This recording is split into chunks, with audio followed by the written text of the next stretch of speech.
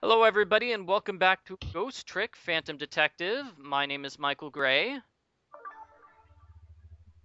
My name is Michael Ridgway. Oh, I thought you were going to introduce me this time. Oh, no, Yeah. sorry.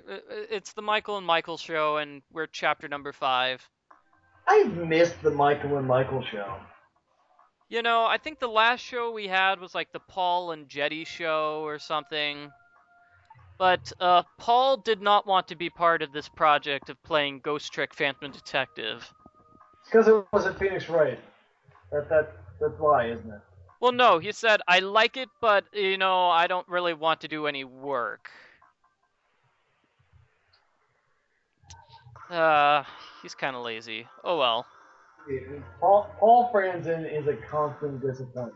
I will go on the record right now and say that he is just constantly disappointed.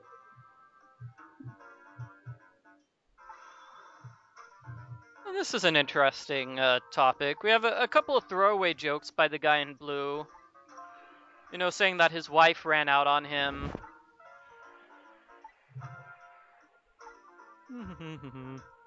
Probably like I don't know, cut herself on his jaw or something. Look at that thing. She could have, and because he's Phoenix Wright, this is a problem for us. Great cheese on that jaw.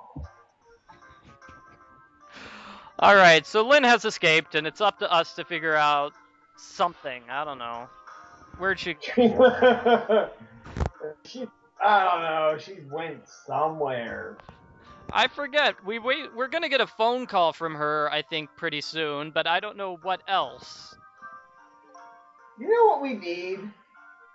We need to put a bell on Lynn or something. Just, to track her. I mean, really, she's Well, kind we of terrible about that. stop, leaving her. She needs to like carry a baseball or something in her pocket, and that way Sissel can just be in her pocket the whole time and save her whenever she dies. That is a good idea, man. Note to self, always carry a baseball. Mm-hmm. Well, you think she'd carry something on her that he can fit in, because he can fit in small things like a leaf or something. Yeah. Doesn't have Apparently, base. clothes don't count as a thing. She must not have a wallet or something. I don't know, man. I think Clothes don't count as a thing if somebody's wearing them. I think that's the rule, which doesn't make any sense whatsoever.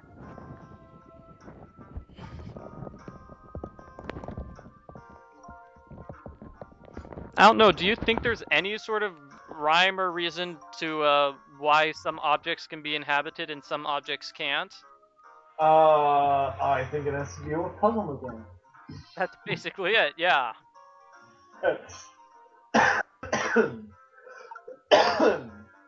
Excuse me. Yeah. That's basically really all there is. Really all there is to it. pieces of paper. Don't. Pieces of paper don't.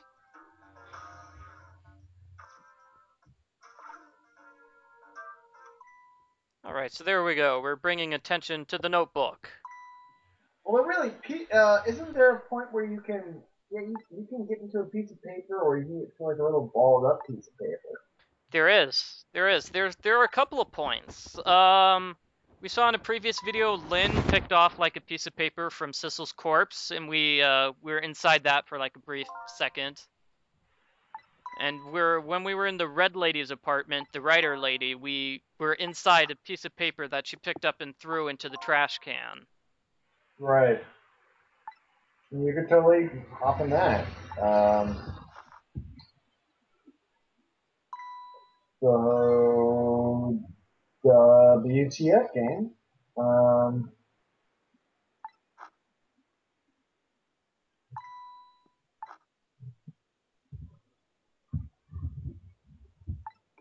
Okay, so they're gonna eventually call this phone number, and we're gonna see what it is. Not sure if we're gonna learn what it is. It might take us a while to figure it out.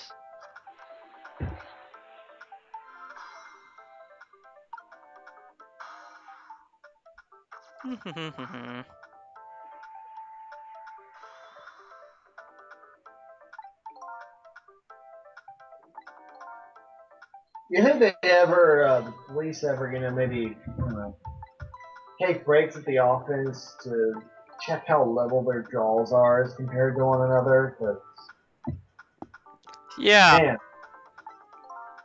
I feel like that must be something on the job advertisement.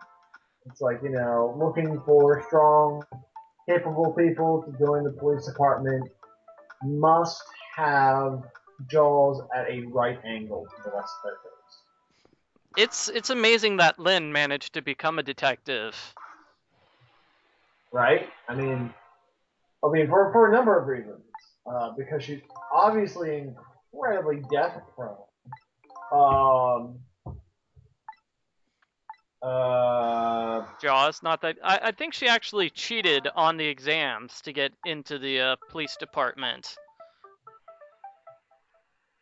yeah, she did nothing. What she did there was, no less than must have been a miracle she did.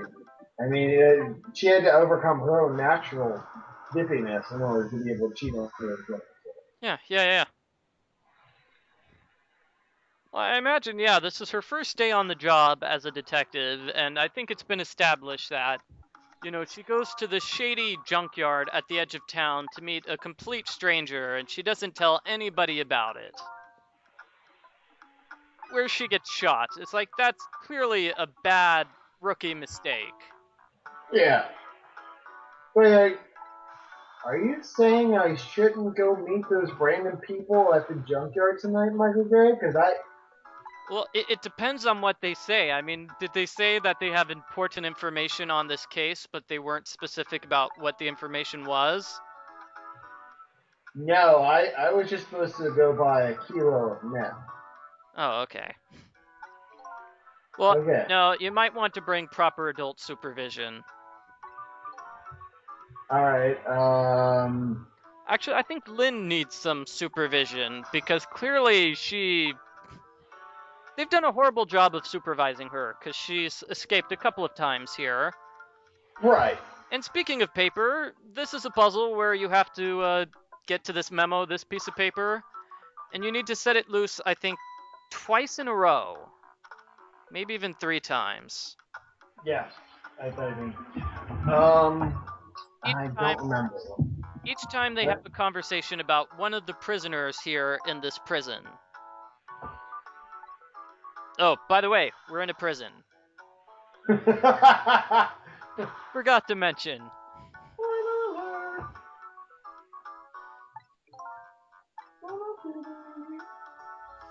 Yeah, so it's a lot of exposition here, but at least they're trying to make it funny by making the one guard ridiculous.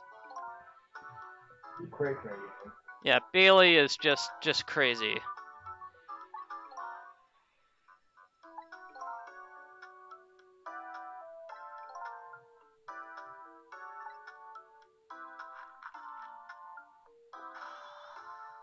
Or you know what? They paid a lot of money for that animation of him spinning in the chair, so they wanted to get their money's worth out of it.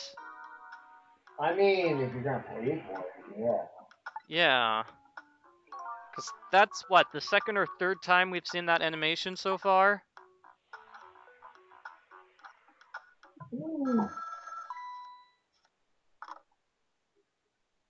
Let me see. This is a phone call from just the area to the right. No, it's not. Never mind. I'm an idiot. Okay, never mind. It's a phone call from Lynn.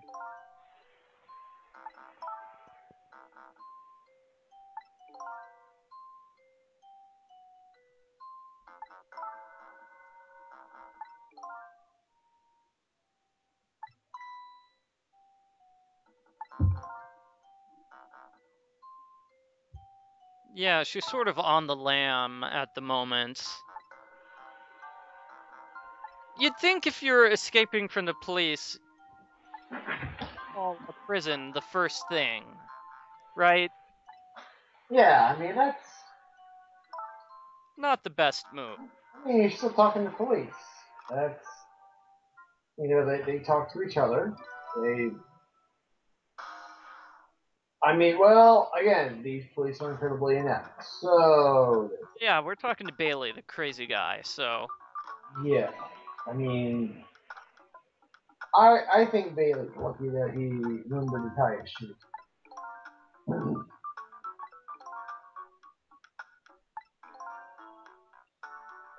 Oh, I sense an animation coming up.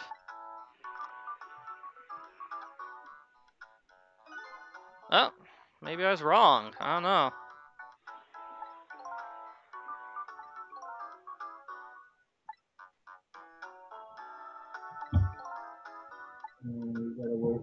You gotta wait for it. I think if the alarm is set off, it's like when the one guy really goes crazy.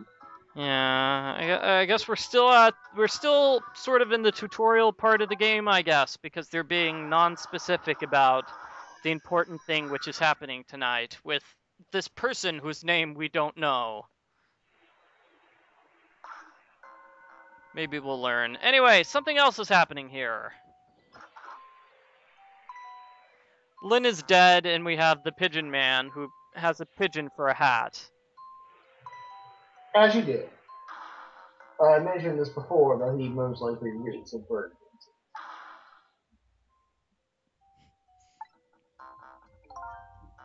Yeah, the picture still shows the pigeon on his head, even though the pigeon is clearly not on his head at this moment.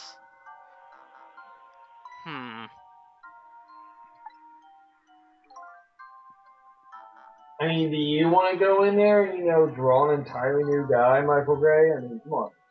Well, you think it'd be that easy? You'd only have to draw like 2 lines and then just delete all the blue stuff for the pigeon. Yeah. You could do that easily? I don't know. Well, sometimes they take shortcuts and sometimes they don't. Because, all the police officers look alike. Yeah. All the guards look alike. And that's because, they all look exactly the same. Because only men with strong jaws can become policemen. Right. Why, I'm not a policeman. I have a weak criminal jaw. Mm-hmm. Okay, so Lynn has just been killed inside the basement of the superintendent's office. We have a very mysterious locked room murder mystery.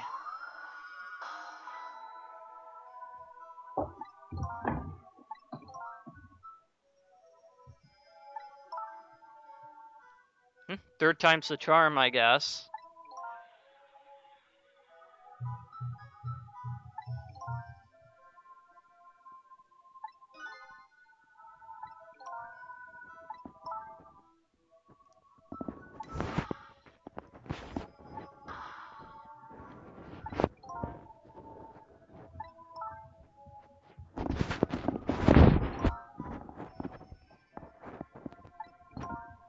Yeah, Sissel's basically being used at this point as Lynn's personal life-saving servant. Yeah, so we went over this before I realized I had totally talking about the um, Video. wrong video. It really seems like Lynn is, and some of you probably have this friend, maybe some of you don't. We envy you. Say, I think you put it best with the pickup truck friend. Yeah. The friend of the guy with the pickup truck. The guy, pickup trucks are useful. If you gotta move something, they're awesome. Okay, it's pretty much they're just awesome for moving things. And there's some people that keep a pickup truck friend. You can't see it, but I'm doing the sarcastic quote with my finger. And that they will only talk to that friend when they need something moved. And Lynn's a little bit like that. She's, she dies multiple times. And then comes running to Sissel, expecting him to fix it. And then, she doesn't really do anything for you in return. Earlier I was talking to Michael Gray,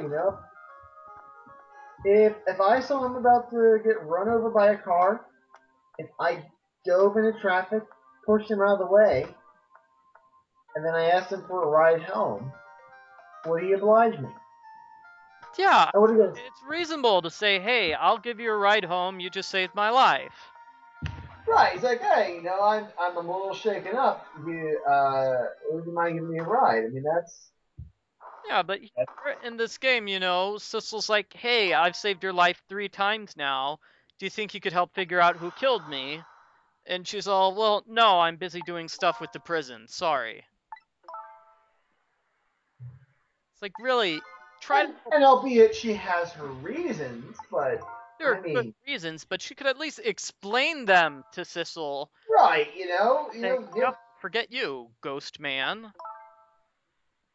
why don't you just go over there and be a ghost, do ghost things?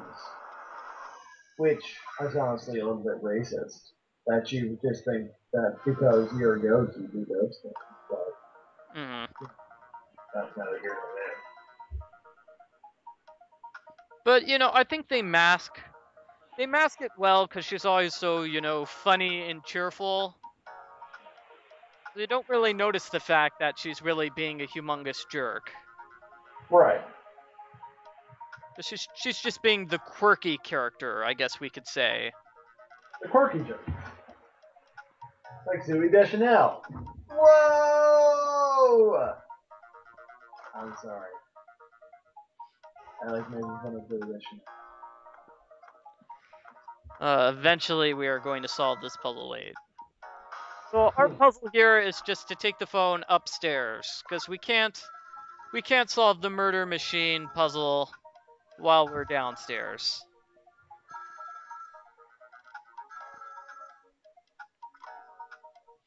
Actually, you know what? I think this is pretty solid.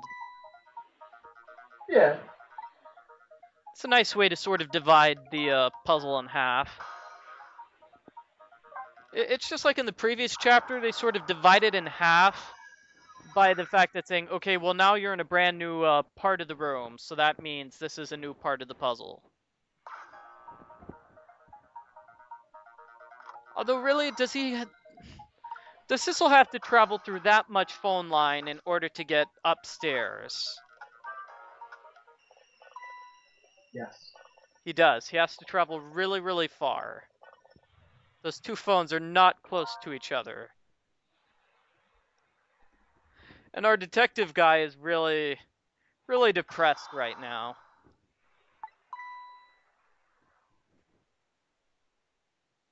I mean, you would be too if you were hired purely for your looks, which he obviously was.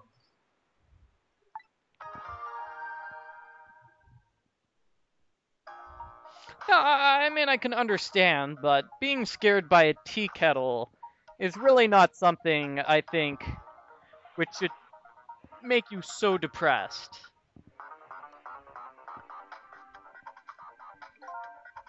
Alright, so let me see. I think I know how to solve this puzzle. This is one of the first puzzles of the game, which I think is really difficult in that you sort of have to time all these things perfectly. So you have to wait Right. for the ball to hit the floor before you do this. So, I mean, if you were a little late, then that wouldn't have happened. Or if you were a little early, then that wouldn't have happened. And you also have the time challenge of opening up the door, but we solved it very quickly here.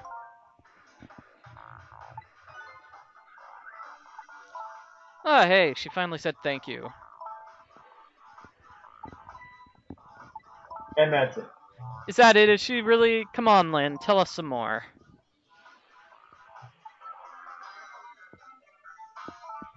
Actually, yeah, I think this is the part where they're gonna, like, agree to team up and become partners.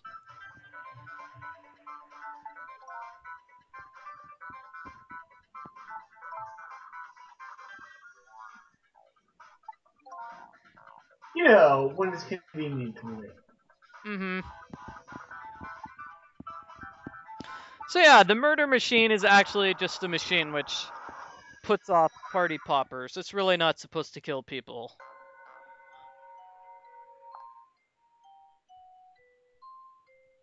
Well, hey, this time Lynn actually, hung around, waiting for Sissel to reappear. Decent of her. It's nicer, because she didn't do that last time.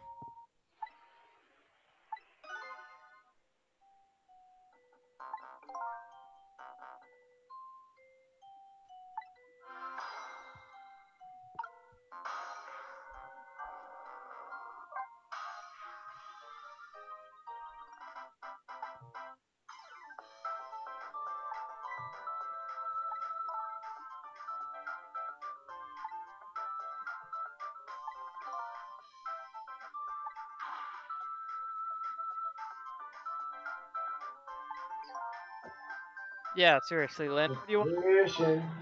Let's begin the exhibition.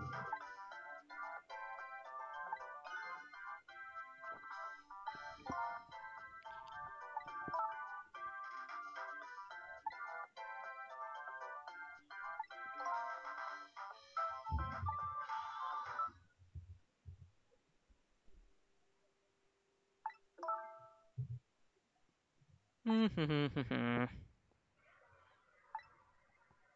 I wonder how she gets her hair to stay up like that. Most of these characters have hair, which is hard to have in real life, I would say. Yeah, I mean, Sissel's hair is basically a lightning bolt. right.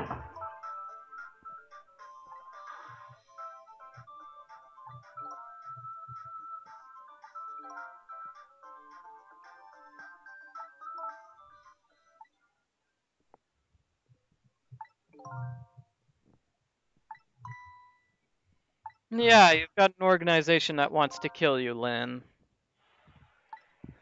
You think she might have figured that out by herself?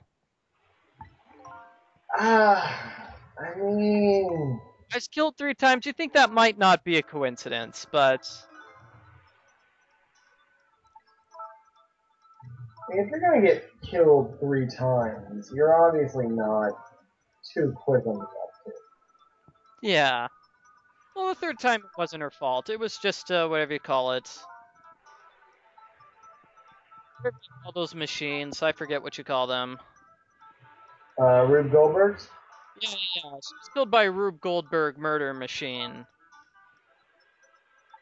That's just bad luck that somebody set up one of those machines in the basement. I mean, not so much the luck, I think, as it is that, someone is actively planning to kill you. I think it's her bad luck that she walked into the room. It's not like I don't think there's anything really important in the room that needs to be protected by the Rube Goldberg machine. I'm just gonna throw this out there. You can duck. Hmm.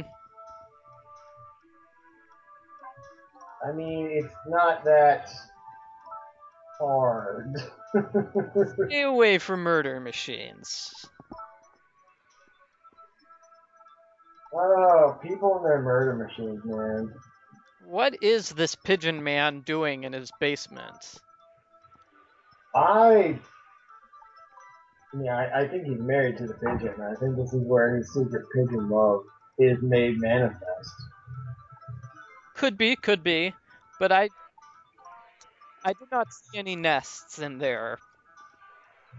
Because if he really loves the pigeon, they have a love nest somewhere, because it's a pigeon. All I saw was a table. Anyway, it looks like we've talked to Lynn about everything. We didn't get too much information out of her. Just that she's working on some sort of case right now.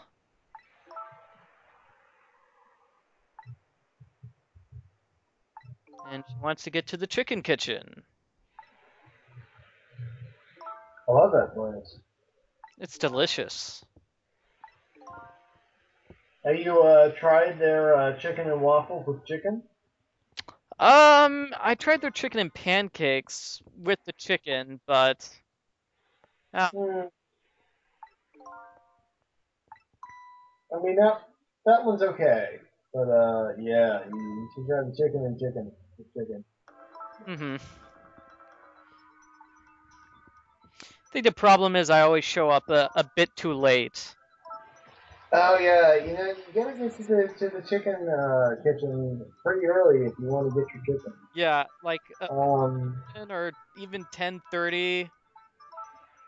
yeah, totally. Like, is it really that hard to just, I'm a half hour late. Do you think it's really that bad that you could, make me a waffle? Whatever.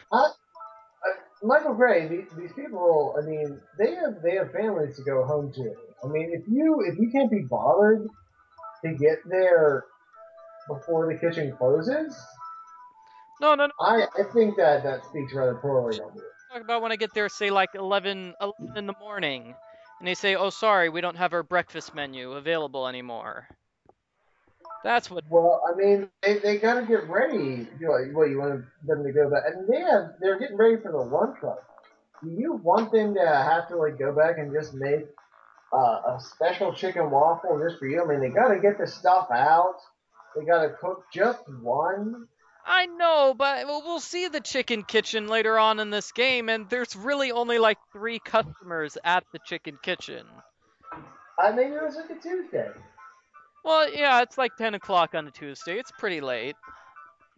Yeah. Okay, I guess that makes sense. In any case, we're at the end of this video. In the next video, Sissel is going to go to the prison and check out the blackboard for prisoner D99.